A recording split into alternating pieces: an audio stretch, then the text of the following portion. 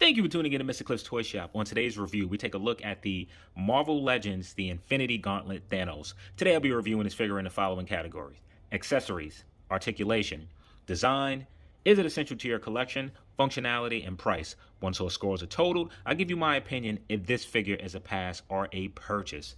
So it's been about 30 years since the Infinity Gauntlet comic released, and I'm hoping what Hasbro is doing here is giving us one of many figures. Hopefully a Lady Death and a Mephisto is soon to come. So for accessories, or better yet, lack of accessories, you get this King Thanos head sculpt, which I don't know much about this character, but it is done very well. The beard has a series of colors in it. You can see white and gray. And then you can see to where the beard itself is tied here and here. So I do like the variations of colors. The eyes themselves look really good. Hasbro did a really good job painting the eyes. And that's about it. And then we get to the hands, and you get two Infinity Gauntlet hands done in this snapping gesture, which is cool. And then you get another one. Why couldn't we get additional hands? Why couldn't we get an effect piece that sort of mimics this design? Something to where maybe variations of color or something that you can attach to it. So I'm very unhappy with the amount of accessories here. So for accessories, I'm going to give Thanos a 4 out of 10. So for articulation, I'm expecting this figure to be limited. So for the head, he's able to look up about that far, which is pretty good. He's able to look, well, barely any down. It kind of snaps back up. It is able to rotate. You get some pivot and some shift back and forth. So for the arm itself, it's able to go up about this much. All right, you can turn it around. All right, turn it. Here, turn it. Rotate it. Push up. It's able to rotate a full 360. You have an upper bicep cut right about there. You do have a point of rotation at the wrist. Let me have it. Well, at two places, actually. At the wrist and also at the elbow. I don't know how I missed that. So now moving... Oops, almost. Sorry. So the elbow is... All right, what's going on here? The elbow is single jointed. Wait. Is that all it bends? All right, so it's single jointed. Ooh, it's a little stiff. Okay, bending in about that much.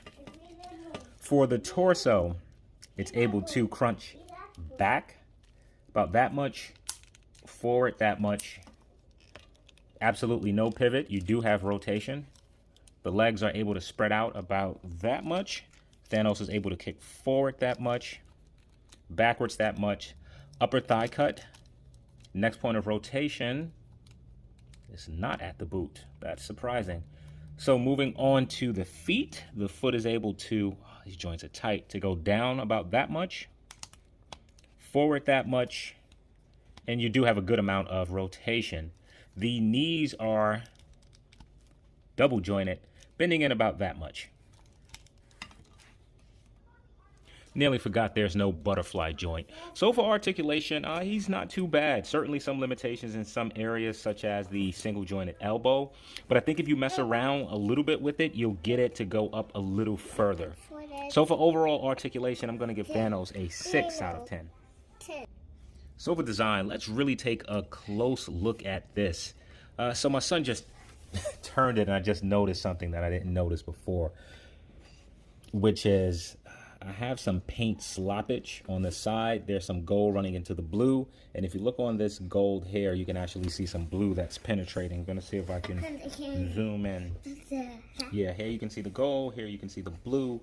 And if you look here, there's some gold. I'm not too happy with that.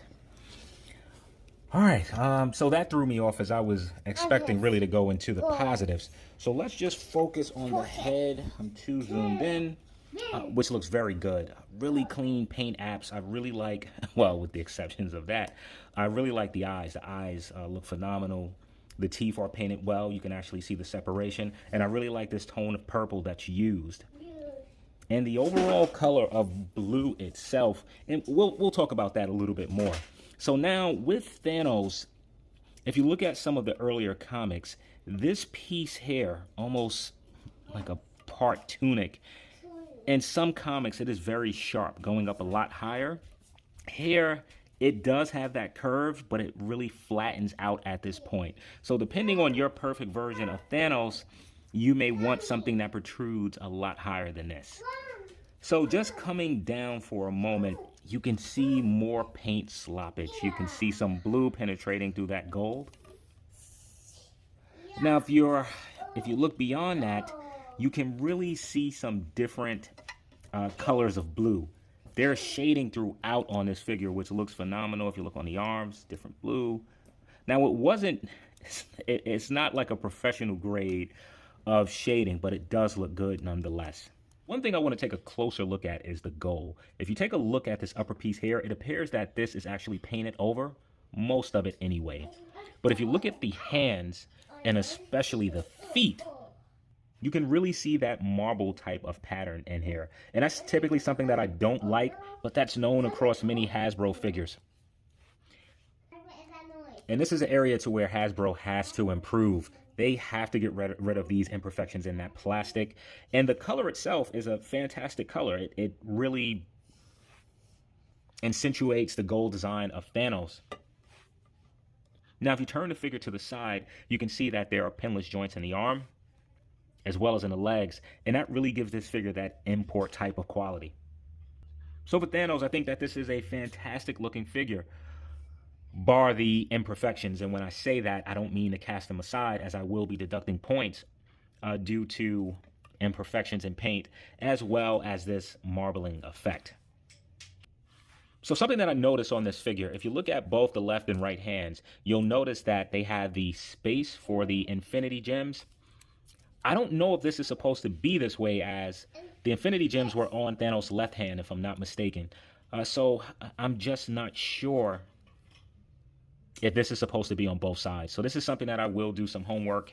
And if I find out that it's not supposed to be that way, I will deduct some points for design. So let's go with my first grade for design. If it wasn't for the paint imperfections, whether we're talking about the blue piercing through the gold or the marble effect, I would give this Thanos a 9 out of 10. But since I have some challenges with mine,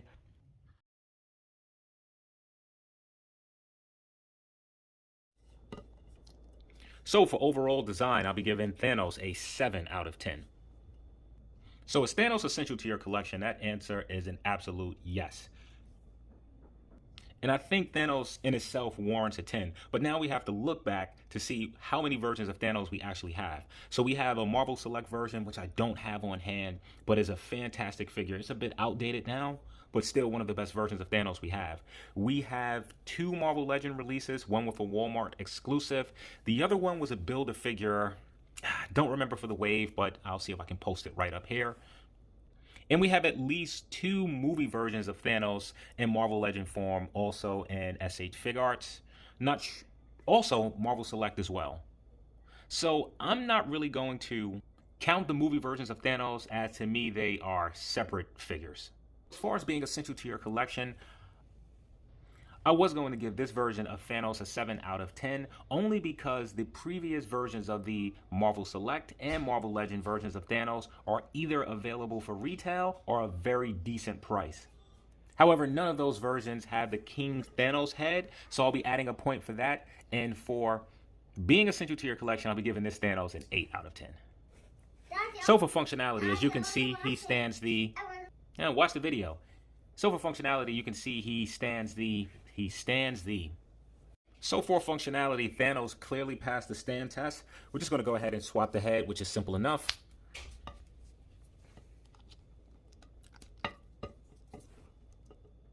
Just going to jump to the hand to swap that out.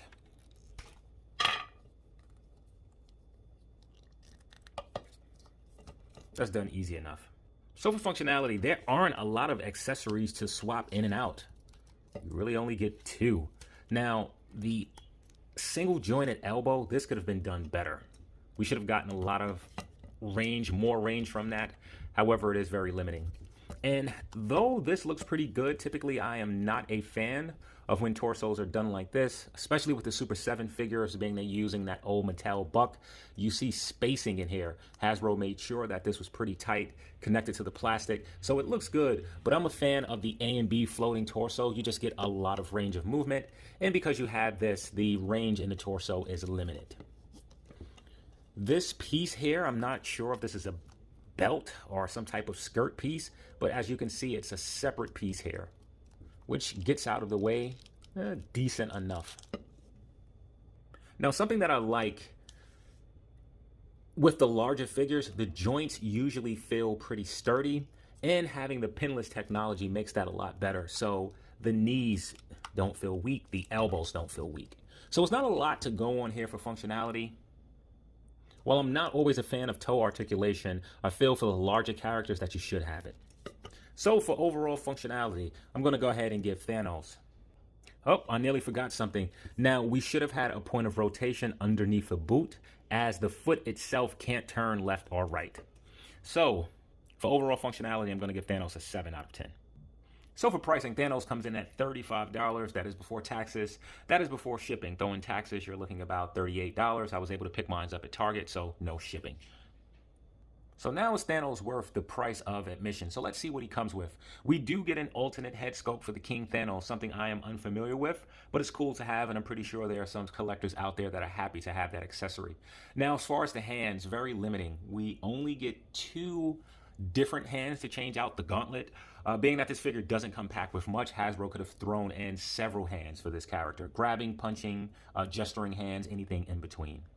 I also would have really liked to see an additional head sculpt, one more reminiscent to the one on his head, but I am happy with the 2 that we have. I'm not being greedy here. So the draw for this character is not the accessories, it is the character himself, and Hasbro nearly hit this one out of the park. No question to me that this is one of the best Marvel Legend releases of the year, if not best figures of the year, and of course we're only in March.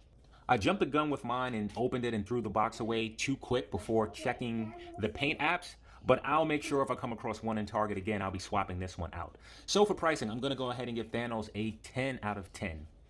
That should give Thanos an overall Cliff score of 41 out of 60. If that score is incorrect, I'll update it, as my son just continues to assist me with this video, and it has taken 2 days. So now is this figure a pass or a purchase? It is absolutely a purchase, especially with the pinless joints. This just gives it the look and feel of a high-end figure. So before we jump into size comparisons, I'm not sure if I mentioned that there's no butterfly joint. Here's Thanos next to, is this Wonder Woman Direct? Version of Wonder Woman, which looks pretty good.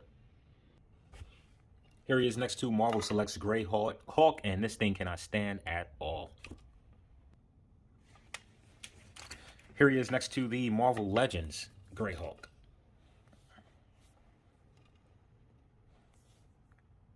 And just looking at these 2 side by side makes me think of a few reasons to why I have issues with the MCU. Here he is next to the Super 7's glow-in-the-dark version of Mumra, which I was going to do a walkthrough review. Mine doesn't seem to want to glow that well. Let's give it a test. Nope, it is pitch black, and it is, well, it is. You cannot see it. Wondering why I can't see that on camera. It is glowing. And for the last comparison, here is Thanos next to the Mezco's DC Darkseid. So I want to thank you for tuning in to Mr. Cliff's Toy Shop. I hope to see you during the next review.